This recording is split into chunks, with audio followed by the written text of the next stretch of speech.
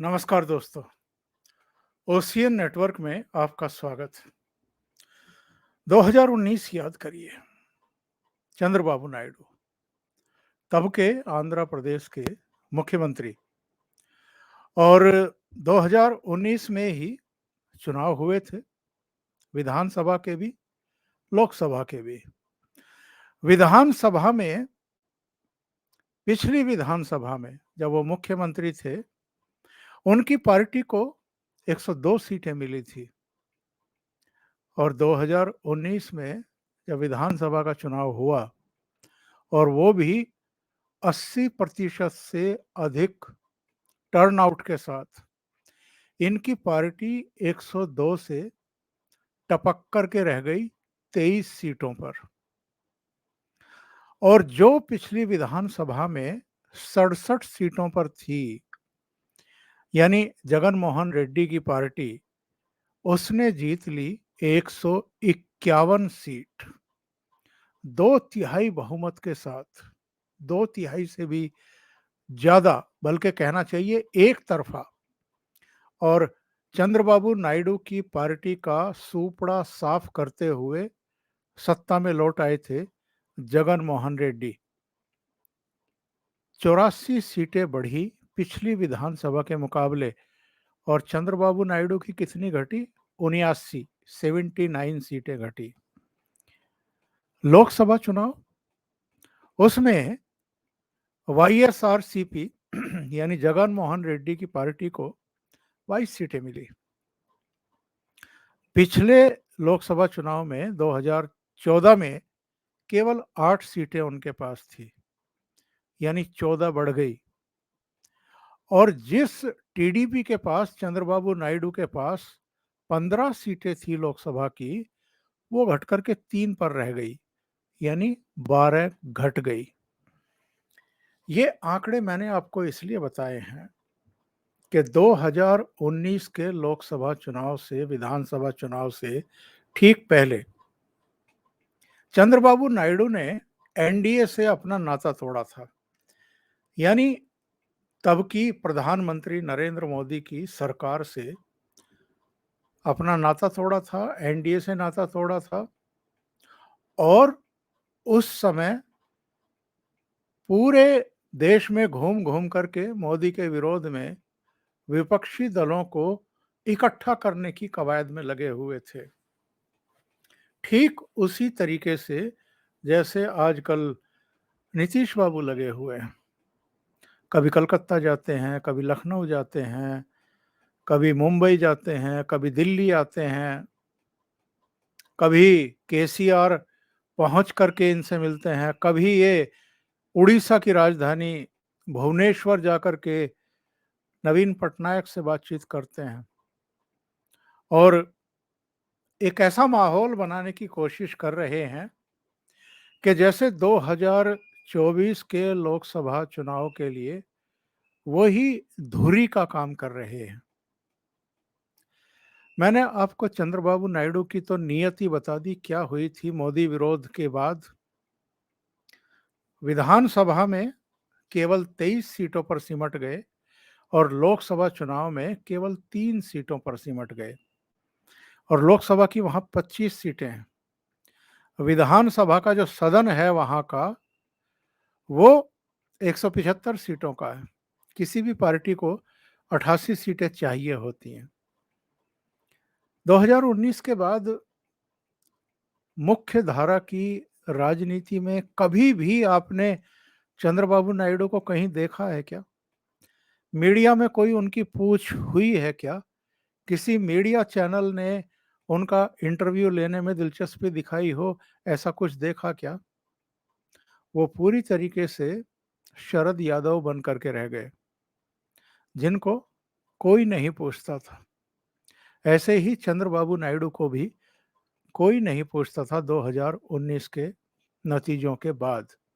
उससे पहले तो आपने बहुत बार देखा होगा, बार बार दिल्ली दौड़ करके आते थे, राहुल गांधी को तरह तरह की अलग अलग कलर की शॉल ओढ़ाते थे, बहुत लाइमलाइट में रहने की कोशिश कर रहे थे।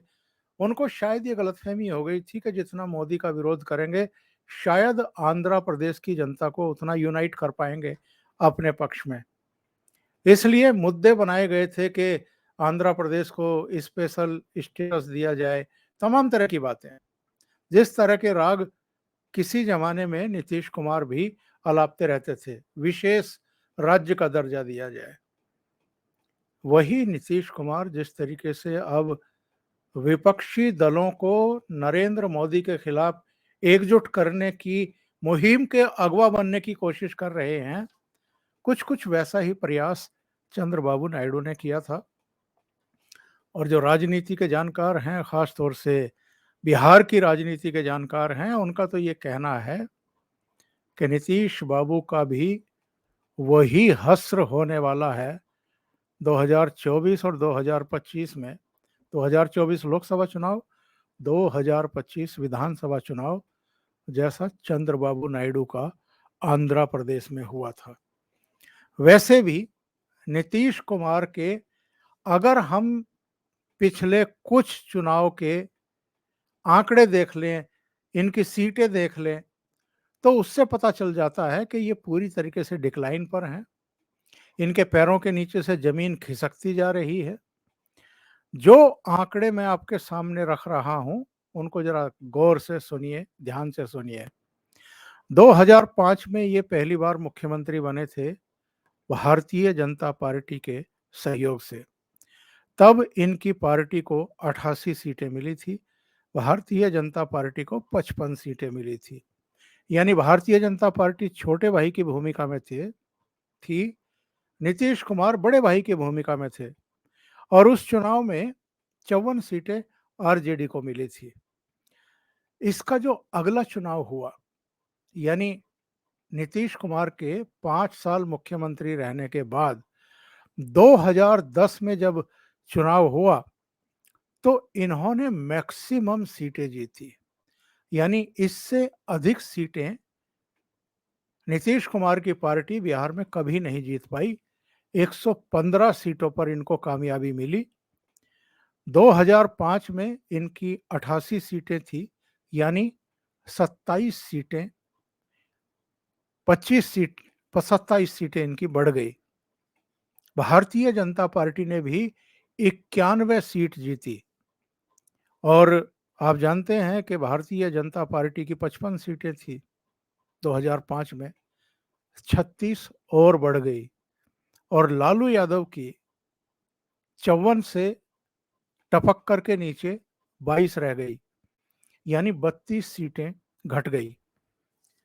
अब आइए 2015, 2013-14 में जब लोकसभा चुनाव शुरू होने वाले थे, मुहिम शुरू होने वाली थी, सितंबर 2023 में भारतीय जनता पार्टी ने और बाद में एनडीए ने भी नरेंद्र मोदी को अपना प्रधानमंत्री पद का चेहरा बनाया, नेता बनाया, कि ये हमारे प्रधानमंत्री पद के उम्मीदवार होंगे। नीतीश कुमार ने बगावत कर दी, एनडीए छोड़ दिया। वो लालू यादव, कांग्रेस और वामपंथियों के साथ चले गए। 2014 का लोकसभा चुनाव हुआ, और उसमें क्या हुआ साहब? भारतीय जनता पार्टी ने 22 सीटों पर कामयाबी हासिल की। वहां 40 सीटें हैं लोकसभा की। भारतीय जनता पार्टी ने 22 सीटें जीती। उनकी सहयोगी एलजेपी यानी रामविलास पासवान की पार्टी ने 6 सीटें जीती। यानी 40 में से 28 सीटें एनडीए ने जीत ली, और आरजेडी 4 सीटों पर सिमट करके रह गई। इससे आप अंदाजा लगाइए कि उस समय क्या स्थिति थी। लेकिन 2015 जब विधानसभा का चुनाव हुआ, लालू यादव, नीतीश कुमार, कांग्रेस और जो अन्य दल थे, उन्होंने मिलकर के चुनाव लड़ा। भारतीय जनता पार्टी ने रामविलास पासवान की पार्टी के साथ मिलकर के लड़ा। 2010 में जेडीयू ने 2015 में जेडीयू ने जो सीटें अर्जित की वो बहुत ही शर्मनाक स्थिति थी। 115 से टपक करके ये 71 पर आ गए। आरजेडी ने 80 सीटें जीत ली, बीजेपी 53 पर रह गई, कांग्रेस 27 सीटें, एलजेपी 2 सीटों पर रह गई। और ये 2015 में महागठबंधन के मुख्यमंत्री बन गए, यानी भारतीय जनता पार्टी से अलग रास्ता अख्तियार करके जो एक सोशल एक कॉम्बिनेशन होता है, एक समीकरण जो होता है, वो जरा उस सूत पर बैठ गया और ये फिर से सरकार बनाने में कामयाब हो गए। लेकिन 2 साल के भीतर ही इनको इस बात की समझ आ गई कि लालू यादव के साथ गठबंधन में रहने का कितना बड़ा नुकसान इनको हो सकता है। एक तो ये 2015 के चुनाव में ही 115 से घट करके 71 सीटों पर आ गए। ऊपर से जंगल राज की वापसी हो गई। लालू यादव के जो गुरके थे उन्होंने खुला खेल फर्रुखाबादी शुरू कर दिया। फिर 2017 आते आते सेंट्रल एजेंसी ने लालू प्रसाद यादव के खिलाफ आरोप पत्र दाखिल कर दिया। वो जो रेलवे भर्ती घोटाला था और कुछ दूसरे मामले, जमीन से रिलेटेड भी कुछ मामले थे, उसमें लालू यादव और उनका परिवार बहुत बदनाम हुआ। रोज मीडिया में सुर्खियां बनती थी। सैयद शहाबुद्दीन के फ़ोन कॉल जो लालू को करते थे वो अफसरों को लेकर के, वो सुर्खियां बन गए। नीतीश ने रातों रात पाला बदला, महागठबंधन तोड़ा, भारतीय जनता पार्टी के साथ वापसी की और रातों रात भारतीय जनता पार्टी के सहयोग से मुख्यमंत्री बन गए। 2015 में भारतीय जनता पार्टी की 53 सीटें थी और इनकी 71 सीटें थी, तो 122 सीटें इनकी बैठ जाती हैं, पूरी हो जाती हैं, ये मुख्यमंत्री बन गए। 2020 का चुनाव आया तो ये गठबंधन में बने रहे, भारतीय जनता पार्टी के साथ ही इन्होंने चुनाव लड़ा। 2019 के लोकसभा चुनाव का भी नतीजा मैं बताऊंगा आपको, लेकिन पहले 2020 का नतीजा बता दूं क्या रहा। आरजेडी ने 75 सीटें जीती विपक्ष में रहते हुए। भारतीय जनता पार्टी ने 74 सीटें जीती, यानी जो भारतीय जनता पार्टी 2015 में 53 सीटों पर सिमट गई थी, वो 2020 में 74 सीट पर आ गई। और जेडीयू कहाँ तो 115 सीटें जीती थी 2010 में, कहाँ 2015 में ढोलक लुढ़क करके 71 पर आ गई और 2020 में 43 सीटों पर सिमट करके रह गई। ये जो ढलान है, ये जो पैरों के नीचे से जमीन खिसकती जा रही है नीतीश बाबू के, उनको लगता है कि भारतीय जनता पार्टी तो अब ऊपर बढ़ रही है और मेरी पार्टी नीचे जा रही है, जबकि भारतीय जनता पार्टी लगातार इन्हीं को मुख्यमंत्री बनाए हुए थे। और 2020 में भी जब नतीजे आए, भले ही इनकी पार्टी को 43 सीटें मिली और भारतीय जनता पार्टी को 74 सीटें मिली, पर भारतीय जनता पार्टी के नेतृत्व ने कहा कि नहीं, मुख्यमंत्री नीतीश बाबू ही होंगे, क्योंकि हमने जनता से ऐसा वादा किया था कि भले ही हमारी सीटें ज़्यादा आएं और नीतीश कुमार की कम आए, पर मुख्यमंत्री नीतीश होंगे। इनको मुख्यमंत्री बना दिया। भारतीय जनता पार्टी ने अपने 2 डिप्टी चीफ मिनिस्टर बनाए। जिनको नीतीश चाहते थे उनको तो नहीं बनाया, सुशील मोदी को, क्योंकि ऐसी एक परसेप्शन बन गई थी, धारणा बन गई थी कि ये सुशील मोदी को मैनेज कर लेते हैं और भारतीय जनता पार्टी को नुकसान करने वाले काम करते रहते हैं।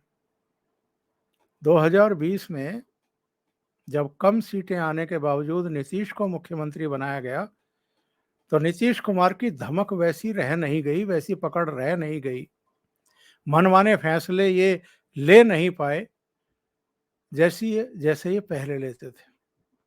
यानी भारतीय जनता पार्टी ने पर्दे के पीछे से इनकी नकेल कसनी शुरू कर दी।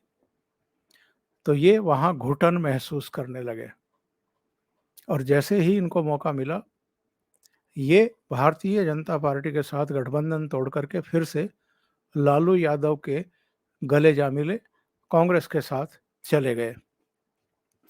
2019 के लोकसभा चुनाव की मैं बात कर रहा था।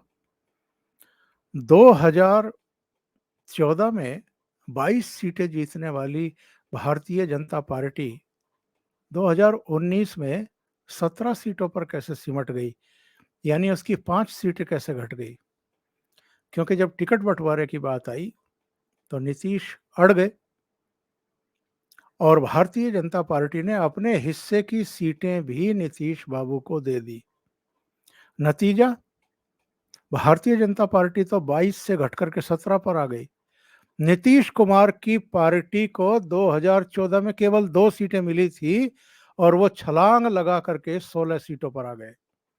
किसकी कृपा से आए ये?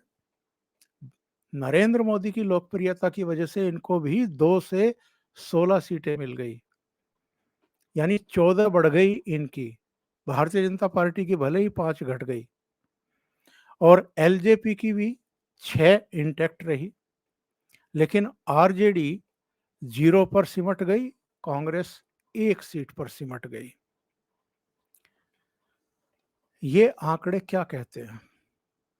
नीतीश कुमार अगर चंद्रबाबू नायडू की तरह भागे भागे फिर रहे हैं, वो क्या इसलिए फिर रहे हैं कि इनको इस बात का यकीन है कि 2024 में ये नरेंद्र मोदी को सत्ता से बाहर कर देंगे, प्रधानमंत्री नहीं बनने देंगे, या इनको अपनी खिसकती हुई जमीन की चिंता है? एक घटना हुई थी रामनवमी के अवसर पर, जमकर के पत्थरबाजी हुई थी बिहार में और ये बजाय कानून व्यवस्था संभालने के इफ्तार की दावत में शामिल हो रहे थे और उसको लेकर के भारतीय जनता पार्टी ने ही नहीं घेरा इनको, बल्कि बिहार के हिंदुओं में भी तीखा रोष देखने को मिला। जिस तरह की ये राजनीति इस समय कर रहे हैं, यानी कांग्रेस के दरवाजे पर बार बार दस्तक देना, ममता बनर्जी से मिलना, अखिलेश से मिलना, शरद पवार, उद्धव ठाकरे से मिलना, नवीन बाबू से मिलना, अरविंद केजरीवाल से मिलना, ये इनकी बदहवासी को शो करती है। इसके अलावा जो मुस्लिम तुष्टीकरण की राजनीति करने वाले हैं, उनके साथ गलबैयां करके ये मुस्लिमों को एक संदेश और संकेत देना चाहते हैं कि अब मैं भारतीय जनता पार्टी के साथ नहीं हूं। लेकिन बिहार में जब भी वोटिंग का समय आएगा तो मुस्लिम वोटर ये कभी नहीं भूल सकता कि ये कई बार पाला बदल चुके हैं।